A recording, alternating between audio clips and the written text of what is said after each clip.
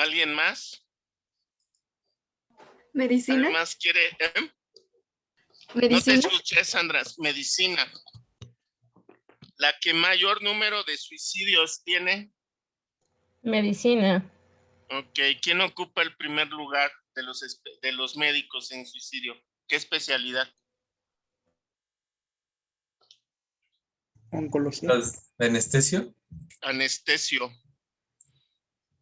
Afortunadamente le quitaron el primer lugar a los psiquiatras, que somos los que ocupamos el segundo lugar, ¿sí?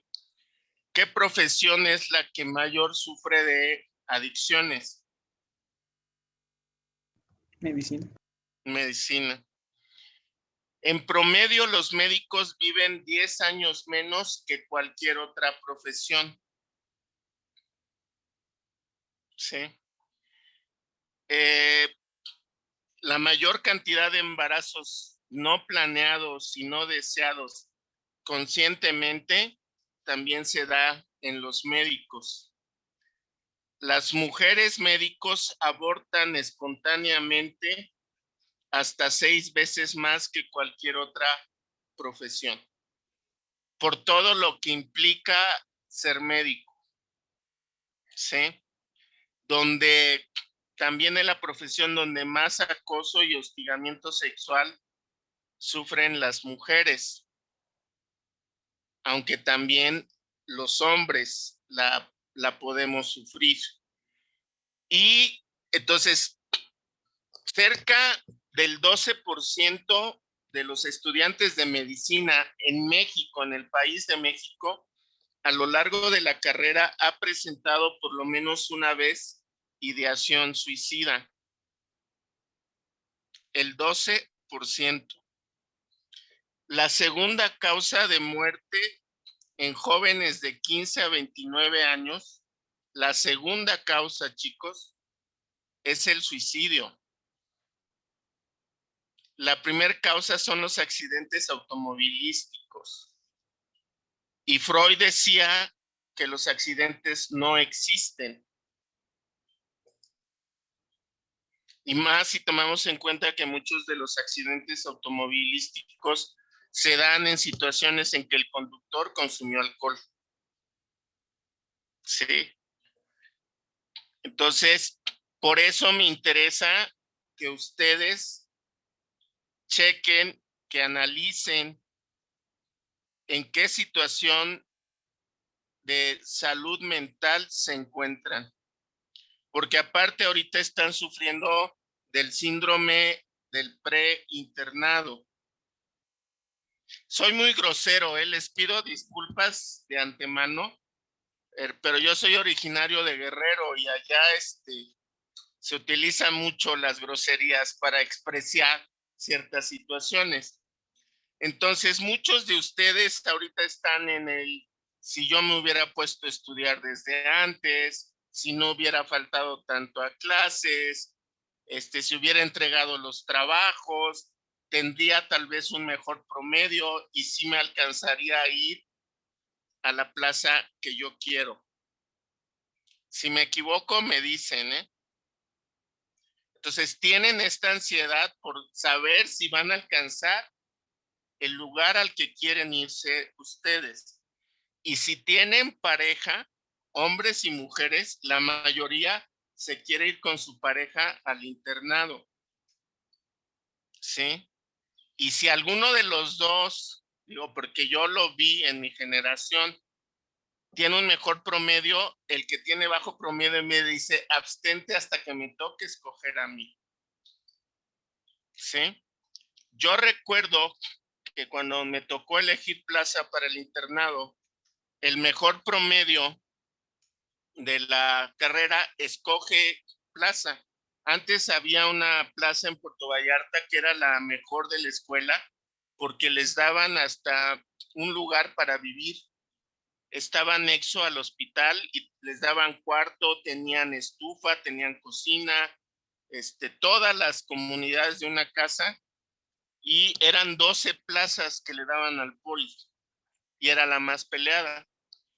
Entonces, cuando lo nombran a Quirós, él escoge la plaza de Puerto Vallarta y más tardó en sentarse que su novia que estaba al lado de él le suelta una sonora cachetada y le reclama, pero a voz viva, ¿no? Dijiste que me ibas a esperar. Entonces Quirós se para en ese momento, interrumpe la ceremonia y dicen, quiero renunciar a mi plaza, quiero renunciar a mi plaza. Pero ya toda la generación pues estaba burlando de él y le dijeron, no, ya escogiste y te jodes, ¿no? Entonces, vamos, esta situación de la plaza del internado genera estrés y el estrés es una de las condiciones que puede dar inicio a un cuadro depresivo o a un cuadro de ansiedad que va a repercutir directamente en su desempeño académico. Otro de los temas que ustedes traen ahorita es, chingada madre, no sé ningún medicamento, ninguna dosis. Y este canijo de mi cuate o mi compañero se sabe un chingo. Chin, no atendí ningún parto. ¿Qué va a pasar si mi primera rotación me toca en toco? Y yo no sé atender partos. ¿O no están así ahorita? Pregunto. Sí, ¿Sale? Ok. Entonces, ¿quién tuvo la oportunidad de ver el video que les mandé de la ilusión del yo?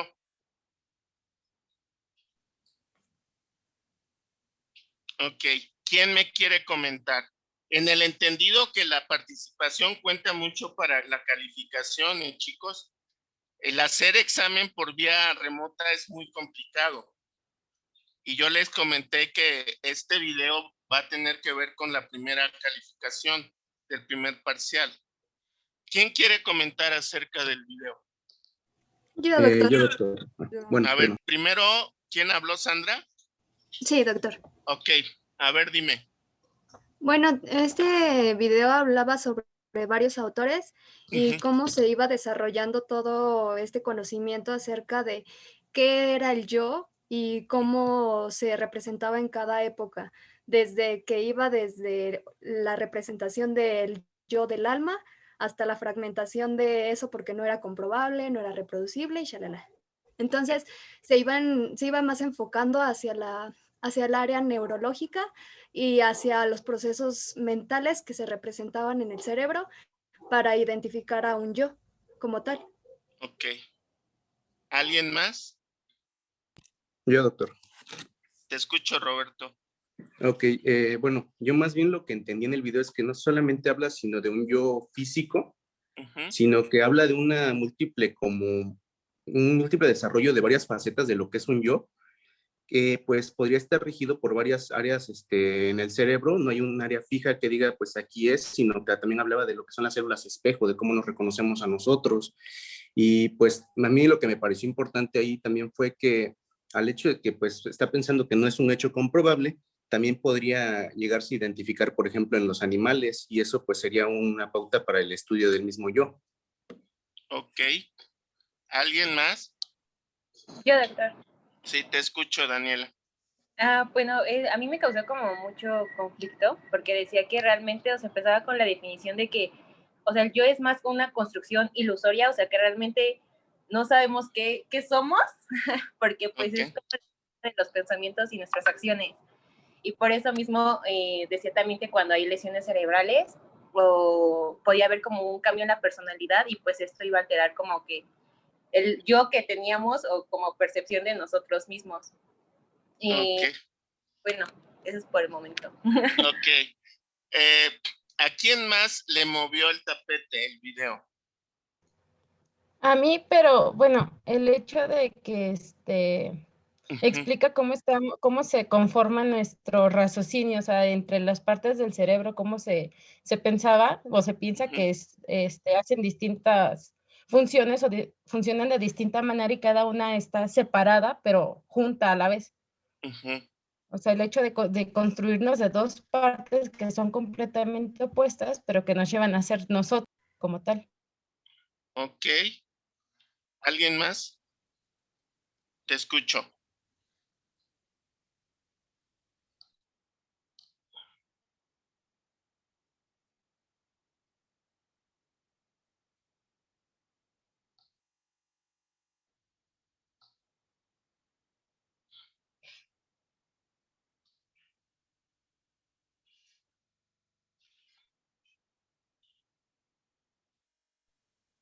Ok. ¿Alguien más? Yo, que nosotros existen diferentes yo dependiendo de la etapa de tu vida, ¿no?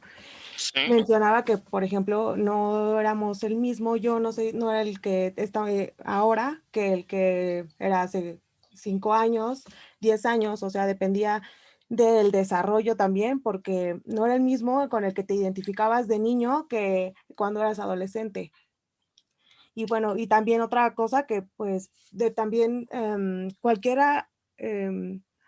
acontecimiento que te haya sucedido. Entonces eso afectaba y mencionaba que el yo era muy frágil y que estaba relacionado con las patologías y eso va a afectar obviamente al siguiente yo, que ya sería como el de la persona adulta. Ok. ¿Alguien más? Yo, doctor. A ver, ¿quién habló primero, Margarita o Michelle? Aunque sea Michelle, no tengo problema. Ok, adelante, Michelle. Bueno, pues más que nada yo lo identifiqué como que es la idea que hemos creado acerca de nosotros, esta ilusión del yo, pues lo que nosotros creamos acerca de nosotros mismos, nuestro sistema de creencias, la manera que tenemos nosotros de ver particularmente al mundo, las cosas que nos gustan, nos disgustan, y pues algo que estuve leyendo después, bueno, busqué algunas otras fuentes, y decía que somos pues totalmente afectables, susceptibles y manipulables por fuentes externas. Entonces sí me moví un poquito pues esta parte porque sí es cierto y creo que es algo que había pasado muy pues por encima muchas veces. Ok, de hecho la pasamos por encima, todos. Margarita. Sí, doctor. Bueno, a mí me llamó la atención una parte del video que decía que el yo era la suma de nuestros pensamientos y nuestras acciones y que esto era fruto de la actividad cerebral. Y como ya mencionaron, la actividad neurológica está muy relacionada y mencionaba que si hay alguna lesión cerebral grave, puede producir un cambio en la personalidad de la persona. Y esto se asemejaba mucho en aquellos pacientes que consumían drogas. Sí. Ok. Bueno, todos llevaron psicología médica. Sí, doctor. Y espero que hayan llevado realmente psicología médica. ¿Se acuerdan que la psique está conformado por 3 elementos? Que es el ello, que es el yo y que es el superyo. ¿Sí? El ello, sí, que son estructuras que, por cierto, describe, el primero que las postula es Freud.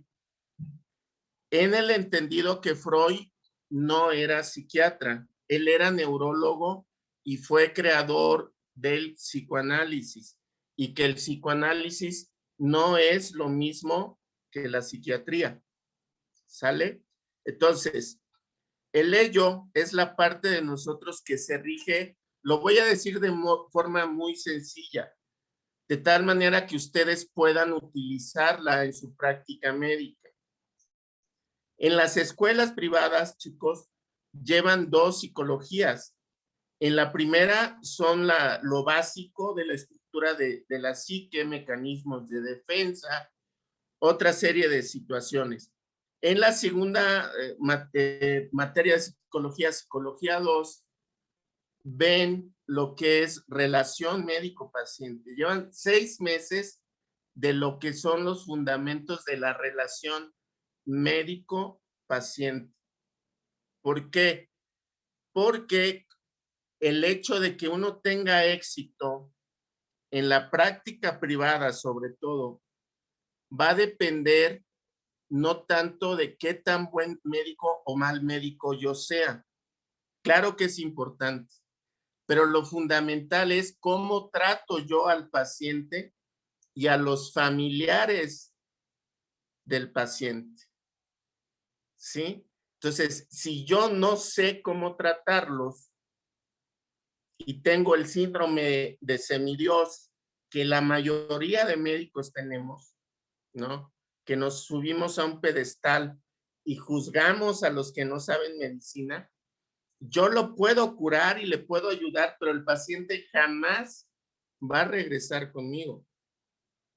¿Sale? Entonces, ahora en psiquiatría vamos a reforzar lo que es psicología 1, que es esta de las estructuras de la psique, algunos mecanismos de defensa, pero también les voy a dar algunos tips de la relación médico-paciente. Entonces, el ello es el niño, el que se rige por el placer, es el que es viernes a las 6 de la tarde, tienen medicina del trabajo a las 7 y no quieren y se quieren ir a ver el fútbol a las Zacatuercas, que está ahí pasando el circuito, a tomarse unas bolas oscuras o campechanas y no quiero entrar a clase. Y tienen compañeros que sí se van a las Zacatecas. ¿Por qué? Porque su ello, que se rige por el placer de lo que yo quiero satisfacer, es lo que me hace sentir bien y de forma inmediata. ¿Sí? Y todos tenemos una parte del ello. El superyo, que aparece a los 6 años aproximadamente y que tiene que ver con la introyección de la figura de mi papá y la figura de mi mamá, se produce un fenómeno psicológico en el que yo los introyecto y aparece el superyo, que es la moral, que es lo que me dice qué está bien y qué está mal. ¿Sí? Y el yo es el que media entre el ello y el superyo. Les voy a poner un ejemplo. Ya les puse el ejemplo del ello. Es ese compañero que no hace los trabajos, que falta clase, que se la pasa cotorreando de fiesta en fiesta, que es muy irresponsable, y se los digo en serio, que en casa no mueve un dedo para ayudar a su familia, en lavar trastes o en el quehacer de la casa, y solamente estira la mano para que de repente papá o mamá me dé lo que yo quiero o lo que yo necesito. El que se rige por el superyo es el matado, es el nerd, es el que estudia todo lo que le deja el doctor e incluso más, que siempre está puntual en la clase, que se la pasa juzgándose a él y juzgando a los demás, ¿sí? Lo pude haber hecho mejor, ¿por qué se falta tanto a clase? Y saca 9, ¿qué le pasa? Vamos, ese es el superyo. Cualquiera de estos extremos, pues no es tan saludable para la misma persona. El superyo es el que le dice al ello, espérate, a lo mejor las Zacatecas las cierran a las 10, pero hay otra cantina que la abren más tarde y acabando la clase, pues te puedes ir a echar tus chelas. ¿Sí? Y le dice al superyo, oye, güey, ya son las 12 de la noche, ya duérmete y descansa, porque en la fase REM del sueño es cuando se consolida la memoria y no te estés matando aquí leyendo el tercer libro del tema. Ya mejor vete a dormir. Es ese diálogo interno que todos tenemos. Y se supone que el yo es el que percibe el yo de las otras personas, que son sus compañeros, que es su familia, y que pueden diferenciar que él es él, yo soy yo, esos son los otros. ¿Sí? Y el yo les dice, por ejemplo, muchachos, y paso al siguiente tema. Yo decidí estudiar medicina. ¿Sí? Esa es una ilusión. De eso se trata el video. Esa es una ilusión. Y se los han preguntado desde primer año. ¿Por qué estudiaste medicina? Quiero ayudar a los demás. Desde chiquito me interesó el cuerpo humano. No sé, 1000 respuestas. Pero el yo se va formando, chicos, desde que mis papás se embarazan de mí. Hay algo que se llama deseos preconceptuales. Las mujeres más o menos a los 12 años ya los tienen. Los hombres tardamos un poco más en tenerlos. ¿Sí? ¿Qué son los deseos preconceptuales? Yo me imagino cómo quiero que sea mi pareja, qué características físicas y psicológicas tiene que tener mi pareja, cuántos hijos quiero tener, ¿no? ¿Qué quiero que sea primero? ¿Niño o niña? ¿O quiero puros niños o quiero puras niñas? ¿Sí? Entonces, de repente, mi papá se encuentra con mi mamá o mi mamá se encuentra con mi papá. Y que inconscientemente, esta pareja que esa es otra ilusión, yo elijo conscientemente, ¿sí? Va a satisfacer estas necesidades preconceptuales. Entonces, se embarazan de mí y aumentan estas fantasías e ideas de cómo vamos a ser nosotros. ¿Sí me explico? Ya nazco yo, haya sido planeado o no haya sido planeado. La mayoría de nosotros somos accidentes. Mi hermano me lleva 10 meses. Sí. Mis papás no tenían tele. Y no tenían, yo creo, métodos anticonceptivos. Entonces, esta relación, por ejemplo, con mi hermano, que no le dio tiempo ni de disfrutar su lactancia porque yo le quité una chichi de mi mamá, pues de chiquito, por ejemplo, tengo una muy mala relación con él por la competencia.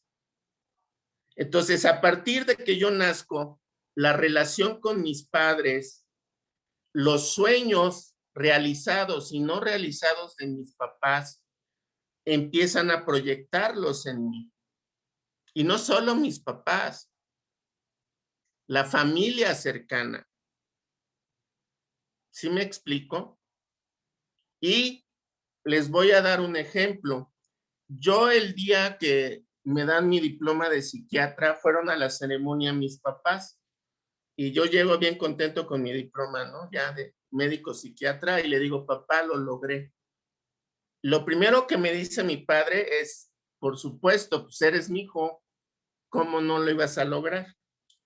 Yo ahí reacciono con enojo, ¿no? ¿Cómo que nada más porque soy tu hijo, no? Y lo que yo estudié y lo que yo aprendí. Para rematarla, mi papá me dice, acabas de hacer realidad mi sueño. Porque yo desde joven quería ser médico para ser psiquiatra. Yo ahí sí ya de plano le aventé el diploma, le dije, ay, nos vemos, me voy con mis cuates, ¿no? ¿De qué estoy tratando de decirles, chicos? Jamás mi papá me dijo, estudia medicina y haz psiquiatría. Pero estos deseos preconceptuales y estas frustraciones de mi papá de no haber estudiado lo que quería, por supuesto que influyó en mí. Me puso, por ejemplo, Eric, me pusieron Eric por un psicoanalista alemán que se llamaba Eric Fromm. Entonces, desde el nombre que me ponen, va a ser loquero. ¿sí? Y como yo era muy cercano desde niño a mi papá, inconscientemente me influyó a mí para que, y yo lo hice así. A mí no me gustaba medicina, ya les contaré porque yo hice doctorado en anatomía y en neuro. Yo decía, esto lo tengo que sufrir porque es un camino que tengo que recorrer para ser psiquiatra. Mi visión era que la psiquiatría era diferente a la medicina. Y yo decía, yo quiero ser psiquiatra. Entonces, si se dan cuenta, mi padre decía, quiero ser médico para ser psiquiatra. Y yo escogí medicina para ser psiquiatra.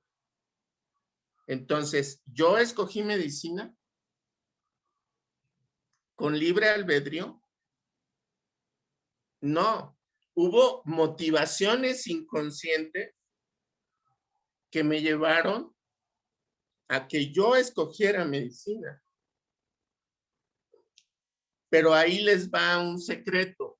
Y yo les hablo de cosas muy raras, excepto de aliens, pero sí hablo de otras cosas que yo he visto como psiquiatra y que son reales. No solo influye mi familia nuclear, también influyen los ancestros, mis antepasados. Dice la psicogenealogía que pueden ser hasta 7 generaciones antes de que yo naciera, que tienen una influencia inconsciente sobre lo que yo hago. ¿Sí? Y hay un artículo de 2 genetistas, una irlandesa y un israelí. El artículo se llama El trauma de las abuelas lo heredan las nietas. ¿De qué habla este artículo?